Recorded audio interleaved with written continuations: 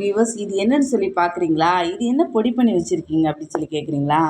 இது வந்து நான் வந்து கன்னியாகுமரிக்கு போகும்போது அங்கே வந்து நிறைய என்ன செய்வாங்க, 50 ரூபா கொடுத்தாலே போதும்.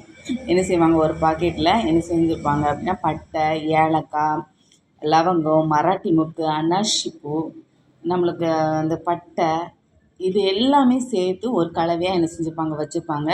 இதை நாம் வீட்டுக்கு கொண்டு வந்து லைட்டாக ஒரு வறுப்பு எல்லாம் தனித்தனியாக வறுக்கணும். மராட்டி முக்கெல்லாம் லைட்டாக என்ன செஞ்சுக்கணும், வறுத்துக்கிட்டு என்ன செய்யணும் எல்லாமே அதே மாதிரி. கசகசாவையும் என்ன செஞ்சுக்கலாம் அப்படின்னா, லைட்டாக தான் வறுக்கணும், ரொம்ப ஒன்றும் வறுக்கக்கூடாது. இந்த மாதிரி வறுத்துக்கிட்டு என்ன செய்யலாம், மிக்ஸியில் போட்டு நல்லா பொடி பண்ணி வச்சுக்கிட்டோம் அப்படின்னா இந்த மாதிரி கிடைக்கும். காலையில் ஒரு ஸ்பூன் எடுத்து நாம் வந்து டெய்லி கொழுப்பு கரைகிறதுக்கு, நம்ம உடம்புல இருக்க கொழுப்புகள் எல்லாமே கரைஞ்சி வெளியே தள்ளிடும்.